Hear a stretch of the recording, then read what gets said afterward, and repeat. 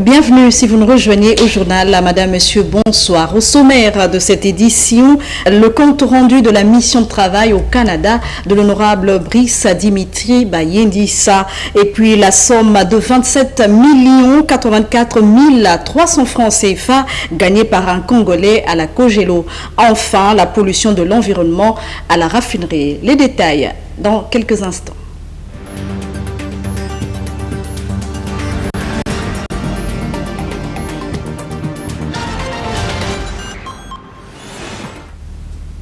Nous l'avions dit en titre, l'honorable Brice Dimitri Bayendissa a séjourné au Canada pour une mission de travail dans l'objectif de nouer des contacts pour le compte de la coopération interparlementaire entre le Congo et le Canada. Le compte rendu de cette mission de travail dans ce reportage. Faire le point de sa visite précédente au Canada en novembre 2017 dans le cadre de la coopération interparlementaire entre le Parlement congolais et canadien et nouer des contacts avec le Parlement fédéral, l'Assemblée parlementaire de la francophonie, tels sont entre autres objectifs de cette deuxième visite de l'honorable Brice Dimitri Bayendissa en sa qualité de membre de la Commission Affaires étrangères, coopération et des Congolais de l'étranger en l'espace de 6 mois. À l'Assemblée de l'Ontario, il a été reçu par John Inka, directeur du protocole parlementaire avec lequel ils ont échangé sur l'invitation adressée au président de l'Assemblée nationale, Isidore Vouba, débouchant sur une proposition de programme. L'honorable a ensuite été reçu par Anvers Saludji Avel, vice-président international de l'université Ryerson.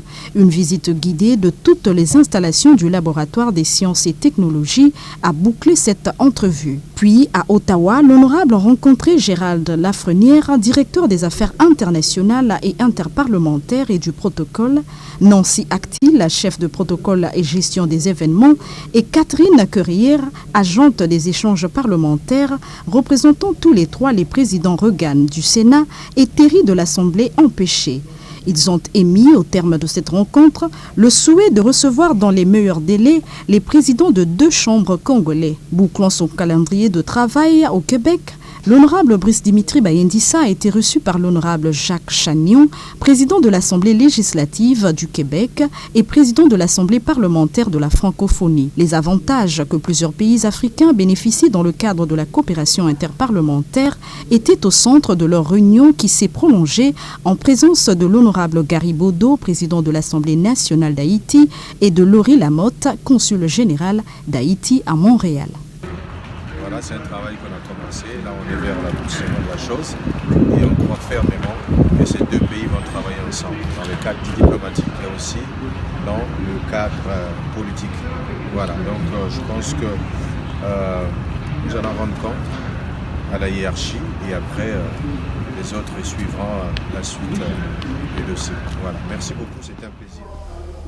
Baccalauréat technique à session de juin 2018. Les épreuves écrites démarrent demain 5 juin 2018 sur toute l'étendue du territoire national. Sur les mesures prises pour le bon déroulement de cet examen d'État, suivez ce reportage. Au total, 5 800 candidats de l'enseignement technique et professionnel, dont 3 070 femmes, et 1750 hommes sont inscrits cette année au baccalauréat session du mardi 5 juin 2018. Selon les statistiques, 1903 candidats des séries industrielles et 3914 des séries commerciales sont repartis dans 17 centres retenus pour la circonstance dans le département de Pointe-Noire. Au service des examens et concours, les candidats défilent depuis plus d'une semaine pour vérifier les noms sur la liste définitive et voir dans quel centre ils iront affronter ces épreuves écrites du bac technique qui se dérouleront sur toute l'étendue du territoire national. Je suis venu vérifier mon nom sur la liste et j'ai aussi vu mon nom sur la liste. Je suis au centre de LVA 1. Je suis candidat à l'Institut africain de technologie. Donc je vais affronter le bac et je suis prêt. Vraiment, je m'attends à être admis. Vraiment satisfaire mes parents, c'est ce que je veux de moi. Pour le bon déroulement de cette session du bac, le gouvernement a pris des mesures vigoureuses afin de dissuader des éventuels cas de fraude. Les mesures sécuritaires, vous savez qu'un examen d'État, il faut toujours la police, la sécurité ne manque pas. Nous avons déjà écrit, donc nous n'avons pas de problème, nous attendrons les agents de l'ordre. Vous savez déjà qu'il y a une note qui a été prise en amont, avant, même depuis 2015. Et cette note, elle est d'actualité. Pas de portable, pas de calculatrice programmable. Nous avons poussé, vous savez, nous avons découvert pendant les épreuves écrites, les épreuves pratiques, il y a même des enfants qui ont des espèces de montres, mais ce ne sont pas des montres, ce sont des téléphones. Et donc ces choses-là, nous n'en voulons pas. Donc toutes ces choses-là, normalement, les parents devaient faire des efforts à ce que les enfants ne les emmènent pas au niveau du centre. Parce que quand ces choses-là sont amenées là-bas, je vous assure que les enfants, ils sont capables de beaucoup de choses. Ils ne savent pas ce qu'ils peuvent récolter comme sanction. Et vous savez, 3 ans, c'est beaucoup. Nous ne voulons même pas les sacs, parce que les sacs, on n'en a pas besoin. Donc ceux qui vont apporter leurs sacs, ils vont être loin de l'établissement. Jacqueline Konko, directrice départementale de l'enseignement technique et professionnel de Pointe-Noire, a exhorté les candidats à ne pas se laisser berner par les marchands d'illusions. Propos recueillis pour vous par Ferrand Onouabou. Les enfants, il faut savoir que le bac ne se donne pas. Depuis un moment donné, je m'évertue à le dire, que le bac se mérite, ça ne se donne pas. C'est vrai qu'il y a des marchands d'illusions là, qui viennent toujours dire aux enfants, je veux faire ceci, je veux te donner ceci, apporte le téléphone. Ça, c'est archi faux. C'est archi faux. Je ne voudrais pas aussi que les parents rentrent dans cette danse-là, parce que ça, ce n'est pas juste. Les enfants, le jour de l'examen, au lieu de dormir, les enfants se baladent dans toute la ville pour chercher la vérité. Mais il n'y a pas de vérité dans la ville pendant la nuit. Il faut se reposer, il faut réviser. Donc, ces choses-là n'existent plus. Donc, les enfants, ils sont tenus d'étudier. S'ils étudient, ils vont mériter le bac. Mais s'ils n'étudient pas, s'ils n'apprennent pas, ils vont récolter ce qu'ils ont sémé pendant 9 mois. Mais je préfère que vous échouez que d'être pris en flagrant délit pour écoper 3 ans. Poursuivons cette édition toujours avec l'éducation. En séjour de travail à Pointe-Noire, en fin de semaine, le ministre de l'enseignement primaire, secondaire et de l'alphabétisation, Anatole Koliné-Makosso, a fait une communication à l'endroit du corps enseignant. On l'écoute. Au début de l'année scolaire, nous nous retrouvons pour poser les balises. Et à la fin de l'année, nous nous retrouvons également pour faire le point, tirer les leçons du déroulement de l'année scolaire en cours et donner l'orientation pour l'année scolaire prochaine. C'est ce qui a été fait. Nous en avons aussi profité pour tirer les leçons de la préparation des élèves au baccalauréat. On a ensemble fait le point de l'accueil des élèves et repréciser certains principes. Par exemple, l'encadrement des élèves qui présentent toujours certaines dispositions, les prendre pendant cette semaine pour qu'ils ne puissent pas avoir des confusions dans la restitution de leurs connaissances. Les élèves qui ont fait une prestation moyenne au bac blanc, il ne s'agit pas de penser que quand les carottes sont cuites, que les choses sont au point, mais ils ont besoin de voir ces connaissances consolidées pour permettre une meilleure restitution. Et ce sont les directives que je donne pour que dans les 10 jours qui suivent, avant le bac blanc, que les élèves qui ont eu au bac blanc 8, 1050, tout au moins comme vous, qui ont une prestation moyenne, soient encadrés de sorte que les connaissances soient consolidées et qu'elles soient mieux restituées au baccalauréat. Avec tous les efforts que nous sommes en train de fournir pour lutter contre la fraude scolaire, la surveillance reste un peu le temps commun. Parce que les enseignants que nous responsabilisons dans la surveillance des examens au niveau des salles d'examen sont un peu complaisants. On a même envie de dire complices de certains comportements de fraude. C'est par ces surveillants justement que passent les travaux des laboratoires, c'est-à-dire ces gens qui font des sujets à l'extérieur et qui les envoient aux élèves qui sont en train de composer dans les salles de classe. Or, comme j'ai fait remarquer, ces surveillants sont pourtant pour la plupart des enseignants. Il n'y a aucune raison qu'un enseignant qui est mandaté à une tâche de surveillance dans une salle d'examen puisse laisser passer des comportements blâmables comme cela. Il ne rend aucun service aux élèves. Nous nous sommes tous posé la question, quel service rendons-nous aux élèves lorsque nous encourageons la fraude pendant le déroulement de l'examen? On ne rend aucun service parce que cet élève qui pourrait avoir le baccalauréat ou le BPC dans ces conditions n'aura aucun mérite et ne pourra pas suivre ses études normalement au-delà du baccalauréat ou au-delà du BPC. Donc nous avons attiré l'attention des inspecteurs et des chefs d'établissement qui nous recommandent souvent ces enseignants à la surveillance que désormais l'enseignant surveillant indélicat, défaillant ou qui se soit rendu coupable ou complice de comportements frauduleux subira des poursuites pénales, oui, il va encourir des poursuites pénales, des sanctions pénales, mais le chef d'établissement qui l'a recommandé ne sera pas épargné. L'inspecteur qui l'a recommandé ne sera pas non plus épargné parce qu'il aura recommandé à l'administration un agent indélicat et il devra lui aussi subir des mesures administratives. Un propos recueilli pour vous par Saint-Cyr Modeste Mafuta Paris. Pollution de l'environnement à la raffinerie dans le 5e arrondissement Mongompuku. En effet, une gigantesque poubelle créée sur le pont qui sépare le premier camp du deuxième, incinéré tous les jours, expose les riverains à la contamination des maladies de tout genre. C'est un constat de Leslie Luzolo et Cliff Bomengo. Le pont qui sépare le premier camp du deuxième de la raffinerie présente à ce jour un décor très désolant à cause d'une gigantesque poubelle créée depuis 2004. Cette décharge publique qui reçoit les détritus de partout s'agrandit le jour le jour. Ce qui est plus ennuyant et grave à cet endroit, c'est le fait que ces détritus soient brûlés en plein jour par les inconnus et la fumée envahit les habitations à tel point que les populations ont dit leur ras-le-bol. Ça nous dérange parce qu'on fait le tout quand même de repousser les gens, mais comme nous ne sommes pas des chefs, les gens peuvent agiter encore la saleté. Il y a la fumée, il y a des odeurs. Regardez quand même la fumée, comment la fumée se propage dans tous les quartiers. La poubelle, là, on se bat pour la combattre, mais on fait des efforts inutilement. Tu prends le camion, tu prends les tracteurs, ils décapent, ils jettent, mais les gens viennent, ils rejettent. Ils te disent qu'ils n'ont pas là où jeter la poubelle. Et là où ils trouvent qu'il y a une poubelle, ils jettent. Quand tu parles, ils te disent que tu n'as qu'à veiller la nuit pour que les gens ne jettent pas la poubelle. Moi, je ne peux pas aller me battre avec tout le quartier. Il y a les autorités qui voient ça. Il y a la mairie, il y a le chef de quartier. Est-ce qu'ils ne voient pas que cette poubelle est en danger? Il y avait les caniveaux tout autour du Mouila. Il y a une rivière là. Maintenant, le caniveau, le Mouila est fermé. Demain, quand il y aura les inondations, on va dire « Oh, ce sont les inondations ». L'agrandissement de cette poubelle est occasionné par le manque de bacs à ordures dans cette partie de la ville océane. On n'a pas de bacs à la raffinerie ici. Vous-même, vous voyez, vous passez dans tous les riels, on n'a même pas de bacs.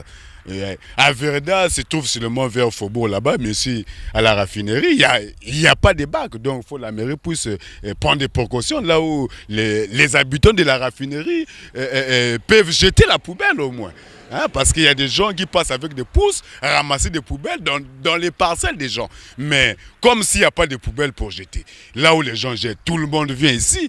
Pour votre gouverne, cette poubelle a presque réduit le ruisseau et les caniveaux, provoquant ainsi les inondations pendant la saison de pluie. Un autre fait alarmant, la présence dans cette décharge d'un tuyau de la Société nationale de distribution d'eau complètement submergé dans les ordures, mais cassé à certains endroits. Imaginez la suite.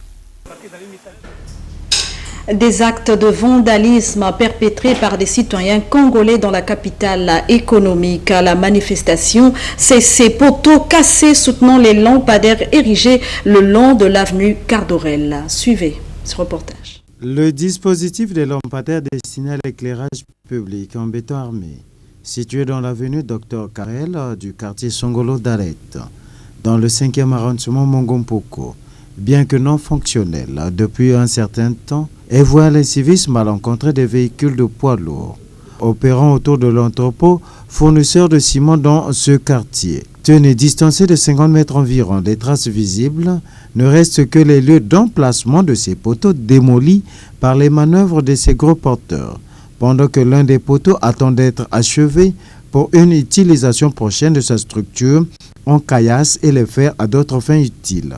C'est ainsi le respect des biens publics devrait interpeller la conscience de tous les citoyens pour la conservation et le développement de ces acquisitions qui contribuent au rayonnement de la ville économique de notre pays. Nous l'avions dit en titre, cérémonie de remise du gros gain de la masse commune internationale ce lundi 4 juin 2018 à la direction départementale de la Kogelo, Pointe-Noire-Kwilu. Le récipiendaire a reçu, vous l'avez bien entendu, la somme de 27 084 300 francs CFA. Alfred Bongat. Tous l'attendaient, enfin le gros gain du quintet plus de la masse commune internationale est arrivé au Congo-Brazzaville à la faveur de la course du 31 mai 2018 dont le résultat en ordre affichait la combinaison suivante 2, 17, 6, 8 et l'As. Ce premier ordre gagné au Congo a donné raison à deux parieurs, un à Dolisie et un autre à Pointe-Noire. Remettons le chèque symbolique de 27 084 300 francs CFA à M. Moussa, sujet malien né à Mouyonzi, récipiendaire de Pointe-Noire, Guy Roger Moigny, directeur d'exploitation et de l'informatique au nom de la direction générale de la Kogelo, a saisi cette occurrence pour exhorter les passionnés du gain à plus d'ardeur dans les jeux. La vie peut basculer à n'importe quel moment, à n'importe quel âge. Notre parieur d'aujourd'hui, il est du 3e âge. Mais il a joué. Je ne sais pas combien il a joué. Mais certainement, il a beaucoup joué. Mais le ticket qu'il a fait gagner, c'est un ticket de 500. Donc, la chance peut basculer. La vie peut changer de cours pour 500 francs seulement.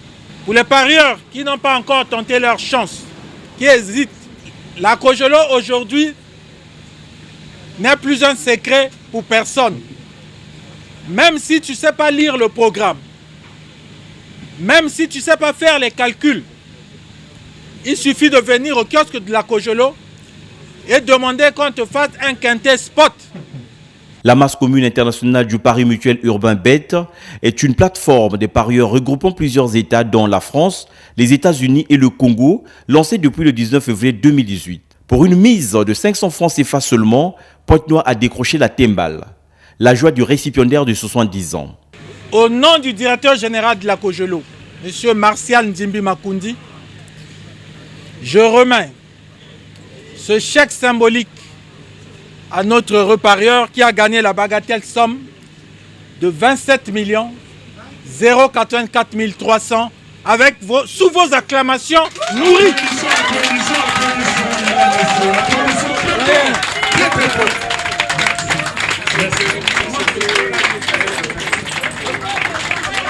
La Congolaise de gestion et de loterie, Kogelo, c'est le pouvoir de changer la vie. Et ce pactole en est une preuve tangible. À qui le tour ? Sport pour boucler cette édition, le sélectionneur national des Diables Rouges cadet et junior Valdo Candido de Oliveira Filo a été officialisé le 28 mai par la Fédération congolaise de football comme nouveau sélectionneur des Diables Rouges seniors du Congo en remplacement de Sébastien Migné qui avait abandonné son poste. Le récit de Saint-Cyr Modeste à Mafuta Paris. Le choix de Valdo se justifie par le simple fait qu'il était déjà en poste à la tête des sélections des cadets et des juniors depuis un an. Son expérience de joueur professionnel de renom a aussi pesé sur ce choix et aura aussi beaucoup d'impact au niveau des joueurs évoluant en Europe. Le nouvel entraîneur du Congo, qui sera secondé par Barthélémy Ngatsono, son intérimaire, déjà adjoint de Sébastien Migné, a la mission de qualifier les Diables Rouges à la Coupe d'Afrique des Nations Cameroun 2019. Actuellement, le Congo est avant-dernier de ce groupe G, avec 0 point au compteur.